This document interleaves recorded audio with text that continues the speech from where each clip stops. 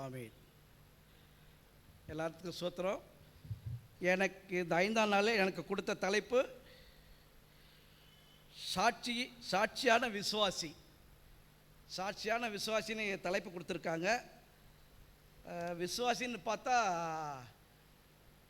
சாட்சியான விசுவாசியை விட நம்ம தான் பயங்கரமான விசுவாசிகள். ஏன்னா அவங்களாம் பைபிளில் இருக்கலாம் இயேசுசாமியை கண்டு அவர் செஞ்ச அற்புதத்தை அடையாளங்களை பார்த்து அவங்க விசுவாசிங்க. நம்ம இயேசுசாமியை பார்த்ததே இல்லை, இனிமேல் தான் பார்க்க போகிறோம். இறந்ததுக்கு அப்புறம் பார்க்காமே நம்ம கண்டு விசுவாசிருக்கோம். நம்ம தான் அவங்கள விட உயர்ந்தவர்கள். என்னை பொறுத்தவரை அப்படி தானே ஃபஸ்ட்டுமா காணாமல் நம்ம விசுவாசிக்கிற இயேசப்பாவை. நான் பைபிளில் ஃபஸ்ட்டு சாட்சியான விசுவாசியை பற்றி பார்ப்போம். எடுத்தவங்க வாசிக்க ஆதியாகமம் 22:2.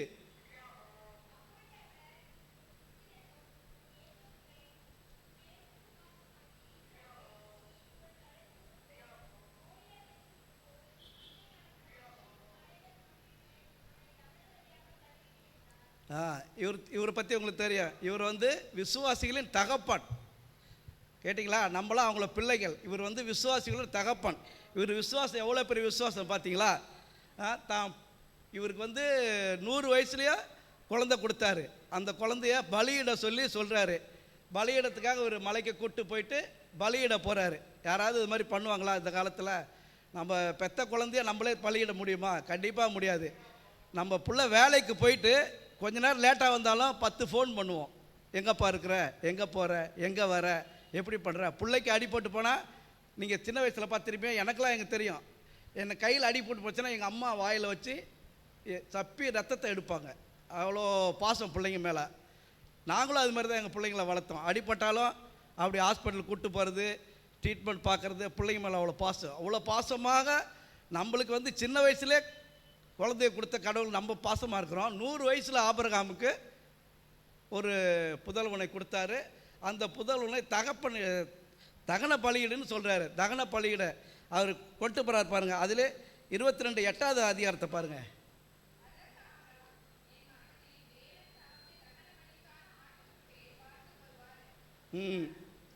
ஓகே, போதுங்க. பார்த்தீங்களா? பலியிட போகிறாரு. பலியிட போகிறதே பெரிய விஷயம். அந்த விசுவாசமே பெரிய விசுவாசம். அதை விட இவர் என்ன பண்ணுறாரு? பலியிட கூட்டு மலைக்கு போகிறாரு. அப்போ அவங்க பையன் கேட்குறான், அப்பா நம்ம ஏசப்பாவுக்கு பலியிட போகிறோம். பலியிட போகிறதுக்கு எல்லாம் இருக்குது, விறகு எல்லாம் இருக்குது. ஆனால் பலியிடத்துக்கு ஆட்டுக்குட்டி எங்கே அப்படின்னு கேட்குறாரு. ஆட்டுக்குட்டி கர்த்தர் பார்த்துக்குவார். அவருக்கு அப்போவே தெரிஞ்சிருக்கு கர்த்தர் மகனை பலியிட வேண்டான்னு தடுப்பார், அது கர்த்தர் பார்த்துக்குவார் அப்படின்னு. எவ்வளோ பெரிய விசுவாசம் பாருங்கள் ஆபிரகாமுக்கு. கர்த்தர் பார்த்துக்கொள்வார், அதை பற்றி நம்ம கவலைப்பட வேண்டாம், நம்ம கர்த்தர் சொன்னதை செய்வோம் அப்படின்னு எவ்வளோ விசுவாசத்தோடு தான் பிள்ளையை கூட்டுட்டு மலைக்கு போகிறார். அதில் 22:12 படிப்பேன்.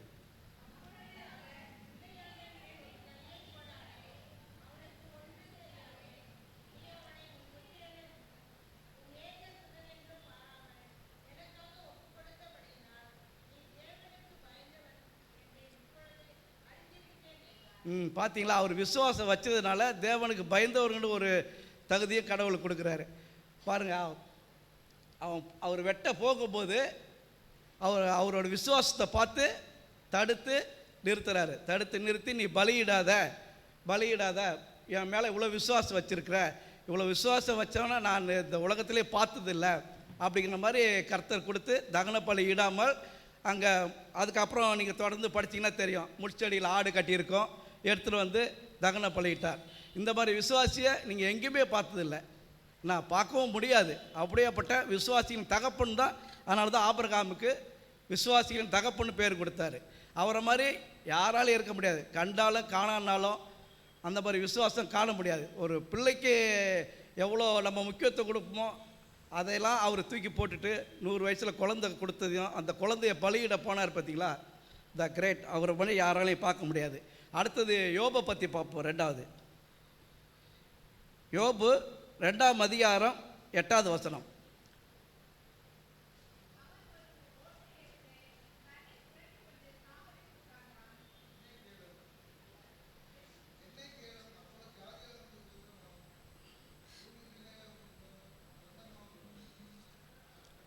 தம்பி போடுங்கப்பா.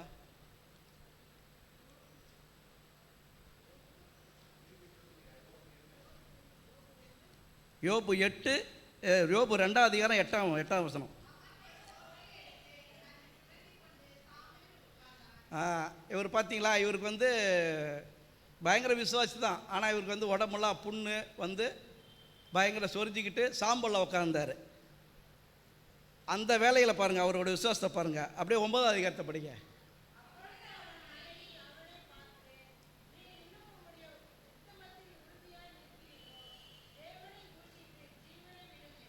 பார்த்தீங்களா, அவங்க மனைவியே சொல்லிட்டாங்க, அவர் விசுவாசத்தோடு உட்காந்துருக்காரு, நம்மளுக்கு சரியாயிரும் அப்படின்னு அந்த பற்களை சொரிஞ்சிக்கிட்டு உட்காந்துருக்கும் போது அவங்க மனைவி சொல்கிறாங்க, இன்னமையா நீ அவரை விசுவாசிக்கிற, அவரை தூஷித்து ஜீவனை விட்டு செத்துரு அப்படின்னு சொன்னார். ஆனால் அவர் விசுவாசம் போகல. எங்கள் ஏசப்பா என்னை காப்பாற்றவர், திரும்ப கொடுப்பாரு அப்படின்னு நம்பிக்கையில் அவர் வந்து ஓட்ட ஒரிஞ்சு சாம்பலில் உட்காந்துட்டு அவர் உடம்பை சொரிஞ்சிக்கிட்டு உட்காந்துருக்காரு. அப்படியே 10ஆம் வசனத்தை பாருங்கள்.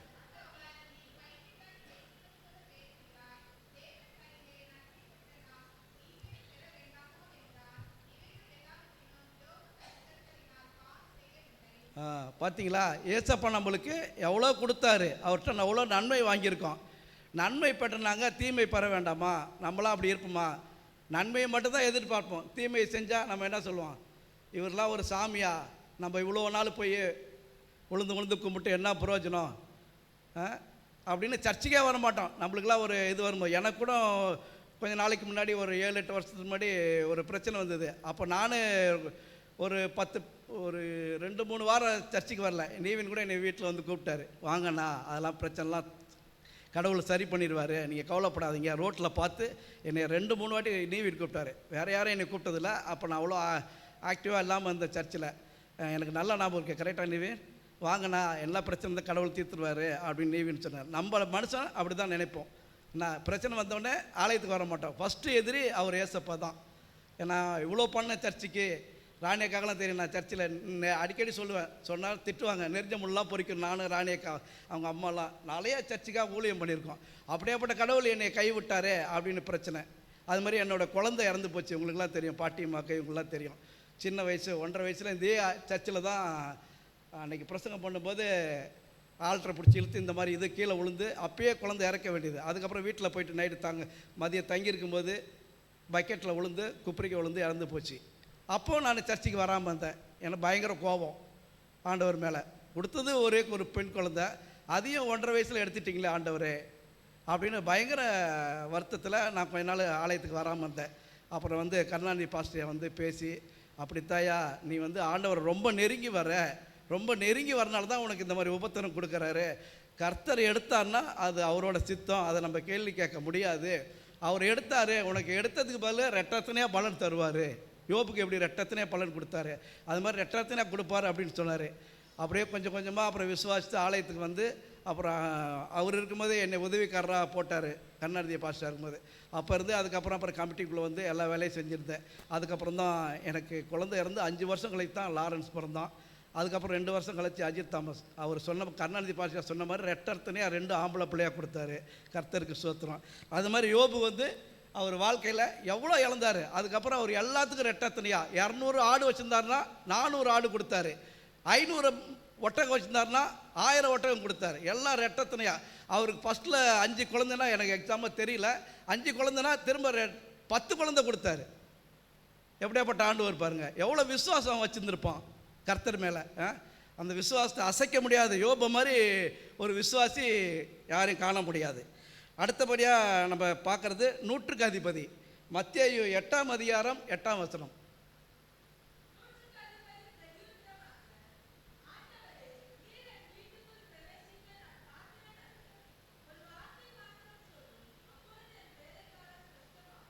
பார்த்தீங்களா, இவர் வந்து பயங்கரமான விசுவாசி.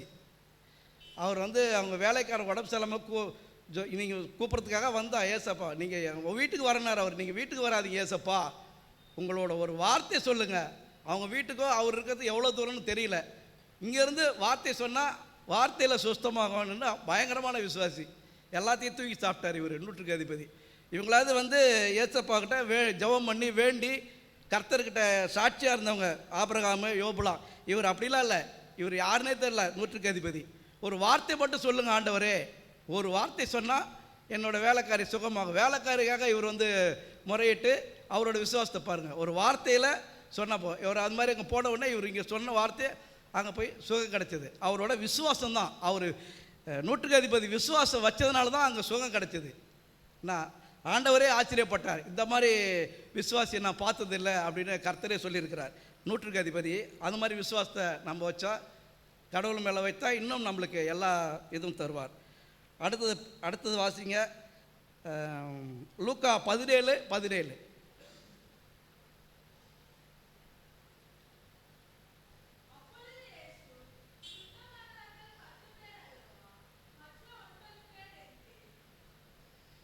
பார்த்தீங்களா, இதில் 10 பேருக்கு சுகம் கொடுத்தாங்க, 9 பேர் வரல. ஒருத்தர் தான் வந்து ஏசப்பா மேலே விசுவாசமாக வந்து சாட்சி சொன்னார்.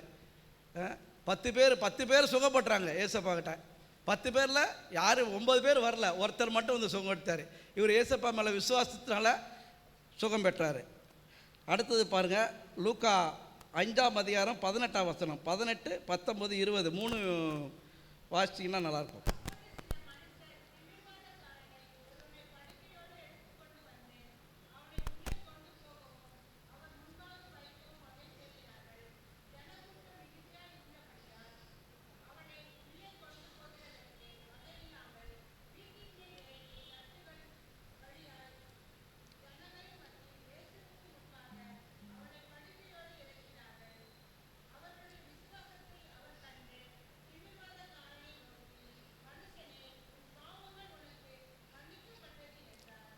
போதுமா இதை பற்றி உங்களுக்கு தெரியும். ஏசப்பா அங்கே வந்து சுகம் கொடுக்குற பிணியாளிகளுக்கு சுகப்படுத்துனாங்க. அந்த ஊரில் போயிருக்கும்போது சில பேர் தான் போட்டிருக்காங்க, எத்தனை பேர்னு தெரில. எனக்கு தெரிஞ்ச கட்டில் தூக்குனா 4 பேர் தேவைப்படுறோம், 4 பேரா எத்தனை பேரோ தெரில. சில பேர்கள் அப்படி தான் சொல்லுறாங்க. அவங்க வந்து ஏசப்பா மேலே விசுவாசம் வச்சு கூட்டத்தில் இருக்க முடியாது சொல்லி கூரையை பிரிச்சுக்கிட்டு கீழே இறக்கி ஏசப்பாட்ட கொடுத்து சுகம் பெற்றார் அவர். அது அவரு தான் வந்திருக்க முடியாது. அந்த 4 பேர் விசுவாசம், நம்ம எப்படியாவது இவருக்கு சுகம் கொடுக்கணும், ஏசப்பால கொடுக்க முடியும் அப்படின்னு கூரையை பிரித்து உள்ளே இறக்கி, அதுக்கப்புறம் அவர் பாஸ்டர் ஏசப்பா ஜெபம் பண்ணி அவங்களுக்கு சுகம் கொடுத்தார். இந்த விசுவாசம் வந்து இந்த சில பேர் அவங்க முயற்சி பண்ணனால தான் அவன் வந்து சுகம் பெற்றார். இது மாதிரி விசுவாசம் நம்மளும் வைக்கணும். இது வந்து விசுவாசிகள் பார்த்தோம். அடுத்தது வந்து சாட்சியான விசுவாசி பற்றி இப்போ பார்க்க போகிறோம். சாட்சியான விசுவாசி யாருன்னா ஸ்தேவான். அப்போஸ்தலர் 6ஆம் அதிகாரம். அவர் பாருங்கள், அவர் விசுவாசம் பயங்கரமான வார்த்தையிலும் நம்பிக்கையிலும் அன்பிலும் விசுவாசத்திலும் ஆவியிலும் இது எல்லாத்திலையும் அவர் வந்து ஏசப்பா மேலே பயங்கரமாக விசுவாசமாக இருந்தால் சாட்சியாக இருந்தார். அப்போஸ்தலர் 6ஆம் அதிகாரத்தில் அவரை பற்றி பார்க்கலாம். எப்படின்னா அவர் வந்து பைபிள்லையும் சரி இது வரைக்கும் சரி ஏசப்பாக்காக கல்லடிப்பட்டு முதலாக இரத்த சாட்சியாக மரித்தவர் அவர் தான். வேறு யாரும் இது வரைக்கும் மறிக்கலை, அதுக்கு முன்னாடி யாரும் மறிக்கலை. சேவான் தான் இரத்த சாட்சியாக மரித்தார். அப்போஸ்தலர் 6ஆம் அதிகாரத்தில் ஆரம்ப கால சபையில் அவர் இரத்த சாட்சியாக முதல் விசுவாசியாக இருந்தார். அப்போஸ்தலர்கள் 7 பேரை ஊழியத்துக்காக தேர்ந்தெடுத்தாங்க. அதில் பாருங்கள், அப்போஸ்தலர் 6ஆம் அதிகாரம் 3வது வசனத்தை பதிங்க.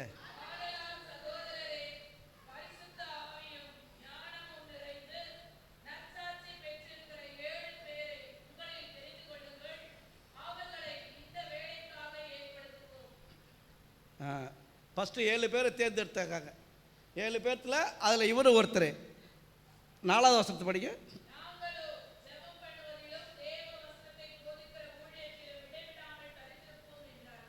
ஓகே, அப்படியே 5வது வசனத்தை பண்ணலாம்.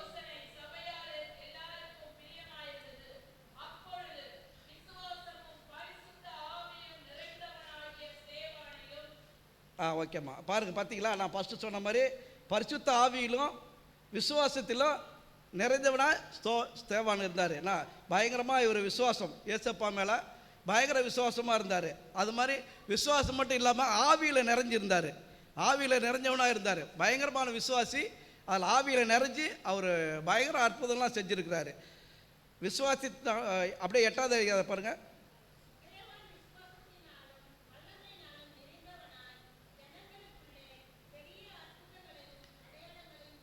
பார்த்தீங்களா? விசுவாசித்தினாலும் வல்லமையினாலும் நிறைந்தவனாய் ஜனங்களுக்குள்ளே பெரிய அற்புதங்களும் அடையாளங்களும் செய்தார். இவர் மாதிரி செய்த அற்புதம் அடையாளங்கள் இல்லைன்னு பைபிளில் போட்டிருக்குது. இவர் இது மாதிரி செய்கிறதுனால அந்த ஊரில் இருக்கிறவங்களுக்கு அவர் மேலே கோபம் வந்துருச்சு. அவரை எதிர்த்து நிற்கிறாங்க. சோவானை எதிர்த்து தர்க்கணம் பண்ணுறாங்க. 10வது வசனத்தை பாருங்கள்.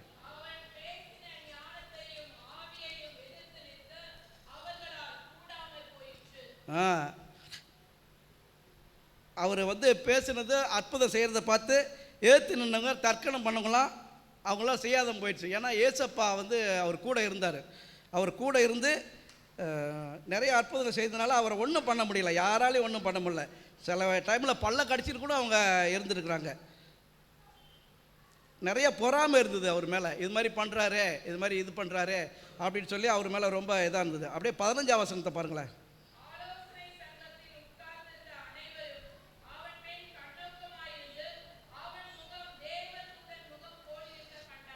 பார்த்தீங்களா? இவர் ஏசப்பா மேலே விசுவாசம், அன்பு, வல்லமை எல்லாம் நிறைஞ்சதுனால அந்த சபையில் உட்காந்துருக்கும் போது இவர் மட்டும் தனியாக பிரகாசமாக தெரிஞ்சார். புரியுதுங்களா? அவர் முகம் தேவ தூதர்கள் போர் இருந்தது அப்படின்னு அவங்களே சாட்சி சொல்கிறாங்க. அப்போஸ்தலர் 7வது அதிகாரத்தில் பார்த்தோன்னா அவர் வசனத்தை பிரசங்கத்தில் தைரியமாக பிரசங்கித்தார். யாருக்கும் பயப்படாமல் ஏசப்பா வசனத்தை பிரசங்கத்தில் பயங்கரமாக தைரியமாக பிரசங்கம் பண்ணார். அடுத்து அதே 7ஆம் அதிகாரம் 54 வசனத்தை பாருங்கள்.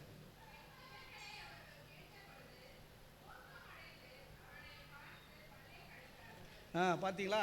நான் சொல்கிறேன், அவரை பேசுகிறான்னு சொல்லி பார்த்து அவரை பல்ல கடித்து அடிக்க வந்தாங்க. அடிக்கிற வராமல் அதான் அர்த்தம். அவ்வளோ கோபம் அவர் மேலே இருந்த கோபம் அவர்களுக்கு. 55வது வசனத்தை பாருங்கள்.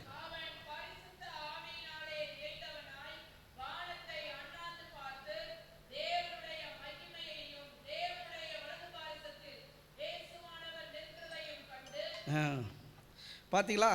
பரிசுத்த ஆவியில் நிறைஞ்சு அவர் வானத்தை அண்ணாந்து பார்த்து தேவனுடைய மகிமையும் தேவன் வலது பாரத்தில் இயேசு நிற்கிறார் என்றதை கண்டார். இவ்வளோ அற்புதங்கள் அவர் மேலே விசுவாசம் பாசம் வச்சதுனால ஏசப்பாவை நிற்கிறத அவர் கண்கண்டு பார்த்துருக்கிறார். அவளுக்கு எவ்வளோ பெரிய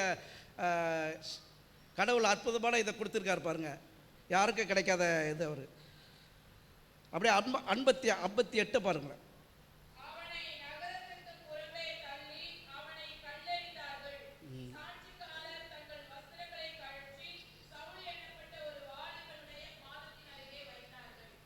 பாருங்கள், இவரை இது மாதிரி செய்கிறான்னு சொல்லி அவங்க இன்னும் பண்ண முடியாது. ஊருக்கு வெளியில் வச்சு கல்லெரிச்சு அவர் ரத்தம் சொட்ட சொட்ட சாட்சி அவரை மறிக்கப்படி வச்சாங்க. 60வது வசனம் பாருங்கள்.